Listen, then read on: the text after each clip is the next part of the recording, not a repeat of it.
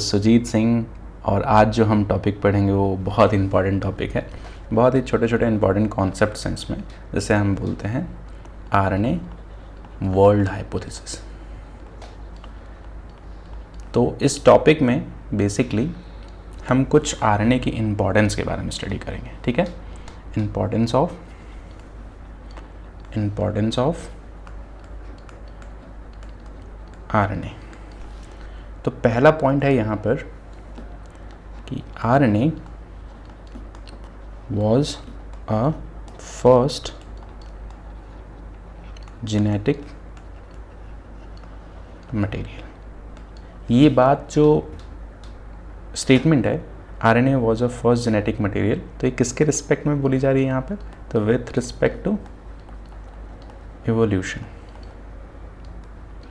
क्योंकि जब first time, ये हम आपको इवोल्यूशन चैप्टर्स में ज़्यादा डिटेल्स में पढ़ेंगे, बट एक छोटा सा प्रिसाइज फॉर्म में एक इन्फॉर्मेशन दे देते हैं। तो जब ओरिजिन ऑफ अर्थ हुई, मीन्स जब अर्थ की डिस्कवरी हुई, ठीक है, उसके बाद इस अर्थ पर क्या फॉर्म हुआ होगा? Origin of life. तो इस अर्थ पर जब फर्स्ट टाइम लाइफ फॉर्म हुई थी, तो ऐसा बोला जाता है और बुक्स में इसका स्टेटमेंट है कि first primitive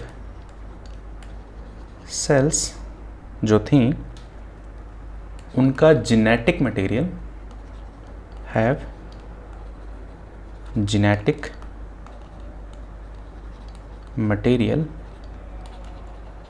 present in the form of RNA. इसीलिए बोलते हैं RNA was a first genetic material. ये बात क्लियर है। दूसरा पॉइंट ये है, हमने लास्ट वीडियोस में पढ़ा था कि आरएनए भी जेनेटिक मटेरियल की तरह वर्क करता है, बट आरएनए जो है वो कैटालिस्ट की तरह भी काम करता है लिविंग सेल्स के अंदर। तो हम कह सकते हैं RNA act as a genetic material and also act as a catalyst। बहुत सारी तो नहीं, लेकिन कुछ ऐसी biochemical inside the living cell, कुछ बायोकेमिकल रिएक्शंस होती हैं जो मीडिएटेड बाय आरएनए। एक पॉइंट है यहाँ पर मैं मेंशन कर दे रहा हूँ, this type of reaction not mediated by enzyme, not mediated by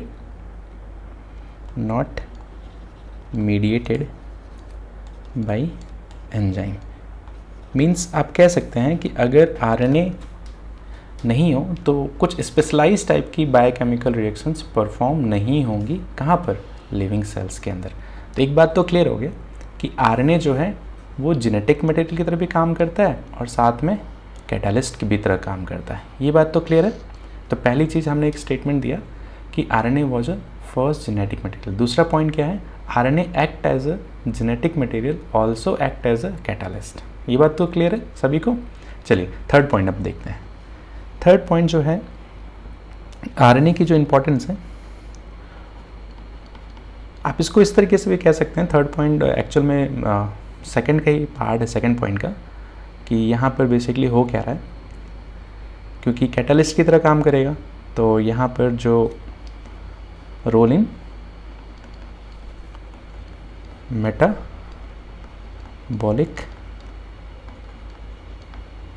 process, metabolic process में मेटाबॉलिक रिएक्शन चलती हैं। क्या होती हैं? मेटाबॉलिक रिएक्शंस होती हैं, और ये रिएक्शंस जनरली 2 टाइप्स में डिवाइड की गई हैं इनके नेचर के बेसिस पे। Catabolic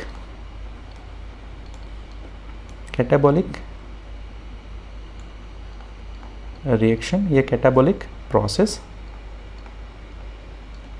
and anabolic process.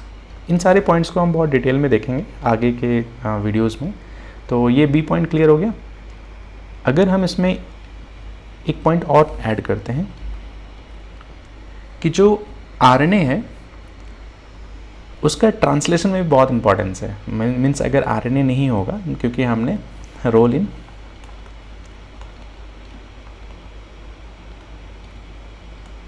Translation and splicing. तो देखिए स्टेप बाय स्टेप हम बता देते हैं आपको कि बेसिकली होता क्या है कि जो डीएनए है वो पहले कन्वर्ट होता है किस में, आरएनए में। आरएनए के अगर टाइप्स को हम अंडरस्टैंड करें तो आरएनए 3 टाइप्स के हैं, हालांकि इनके अलावा भी प्रेजेंट है, बट मेजरली हम इन 3 के बारे में पढ़ेंगे। तो इस एमआरएनए को हम मैसेंजर एमआरएनए बोलते हैं, और इसी मैसेंजर एमआरएनए की हेल्प से आपका क्या बनता है, सेल्स के अंदर प्रोटीन बनता है। इस प्रोसेस को हमने क्या बोला, ट्रांसक्रिप्शन। इस प्रोसेस को हमने क्या बोला, ट्रांसलेशन। और यहाँ पर डीएनए से आरएनए का बनना, यहाँ पर डीएनए से आरएनए को ही हम बोलते हैं रिवर्स ट्रांसक्रिप्शन। ये बात तो क्लियर है। तो ऐसा भी एक पॉइंट है कि जो आरएनए है वो, जो डीएनए है वो आरएनए से क्या हुआ है, इवॉल्व हुआ है। आप कह सकते हैं DNA has evolved from RNA. और आरएनए से कैसे ये इवॉल्व हुआ है, तो आप बोलते हैं विथ केमिकल मॉडिफिकेशन के through.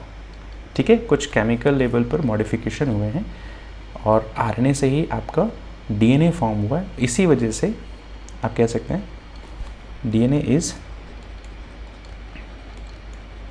More stable as compare to RNA. ठीक है, तो ट्रांसलेशन में भी किसका रोल है, एमआरएनए का रोल है। अब अगर हम इस चीज़ को थोड़ा सा स्प्लाइसिंग को भी अंडरस्टैंड करें, देखिए अगर हम यहाँ पर बात करते हैं कि टाइप्स ऑफ आरएनए, एक छोटा सा टॉपिक और बता देते हैं आपको। अगर हम बात करते हैं टाइप्स ऑफ आरएनए, तो यहाँ पर मेजरली 3 टाइप्स के आरएनए हैं, जिसको हम बोलते हैं ribosomal RNA, messenger RNA and transfer RNA, जिसको हम बोलते हैं टीआरएनए। क्या बोलते हैं, टीआरएनए। तो इसको हम बोलते हैं राइबोसोमल आरएनए, मैसेंजर आरएनए और ट्रांसफर आरएनए। यहाँ तक तो चीज़ें क्लियर होंगी सभी को, क्योंकि बहुत स्मॉल छोटे छोटे कॉन्सेप्ट्स हैं। इनको आप बेटर वे में अंडरस्टैंड कीजिए और साथ में साथ इस वीडियो को लाइक भी कीजिए, अपने दोस्तों के साथ शेयर कीजिए, और ताकि ज़्यादा से ज़्यादा स्टूडेंट्स की हेल्प हो सके। एंड आपकी लाइक, कमेंट, शेयर कीजिए और चैनल को सब्सक्राइब कीजिए। चलिए फिर से कंटिन्यू करते हैं अपने नेक्स्ट टॉपिक को। तो नेक्स्ट टॉपिक जो है वो बेसिकली स्प्लाइसिंग है। तो स्प्लाइसिंग जो है वो एक तरह से आप कह सकते हैं कि स्प्लाइसिंग जो है, हालांकि इस टॉपिक को हम डिटेल में ज़्यादा अच्छे से अंडरस्टैंड करेंगे स्ट्रक्चर लेवल पर, बट एक छोटा सा इन्फॉर्मेशन हम आपको दे देते हैं। तो स्प्लाइसिंग कह सकते हैं, स्प्लाइसिंग इज़ द प्रोसेस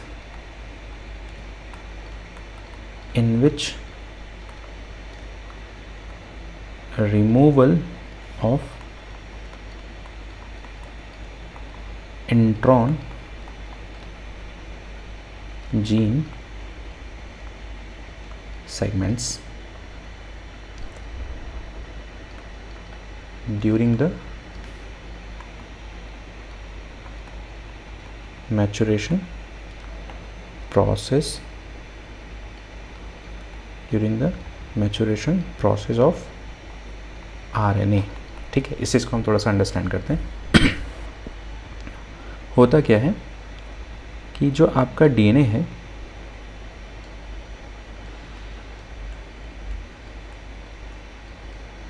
ये आपका 5 प्राइम, ये आपका 3 प्राइम, ये आपके DNA की क्या है, पोलैरिटी है। तो DNA में किसी भी जीन में 2 सेगमेंट्स होते हैं, हम इसको डिफरेंट कलर से यूज करते हैं। सपोज ये जो रेड कलर का सेगमेंट है, इस सेगमेंट को आप इंट्रॉन बोल रहे हैं, इस सेगमेंट को आप क्या बोलते हैं, इंट्रॉन बोल रहे हैं। इंट्रॉन को हम आई से रिप्रेजेंट करते हैं। और जो ये सेगमेंट है जो ब्लैक कलर का, जो अनसेडेड पार्ट है, इन पार्ट को हम बोलते हैं एक्सॉन्स। इसको क्या बोलते हैं, एक्सॉन्स। एक्सॉन्स और इंट्रॉन्स आपको समझ में आया। इसको हम थोड़ा सा डिटेल में और देखते हैं कि बेसिकली होता क्या है कि जब यहाँ पर ट्रांसक्रिप्शन प्रोसेस चलती है तो एक आरएनए का फॉर्मेशन होता है, और इस आरएनए की भी पोलैरिटी क्या होगी, 5 प्राइम टू 3 प्राइम। और यहाँ पर ये वाला जो पार्ट है वो किसका पार्ट है, इंट्रॉन का। रेस्ट ऑफ द पार्ट क्या है, ये जो पार्ट है ये एक्सॉन है, ये पार्ट क्या है, एक्सॉन है। तो जो ये आरएनए बना,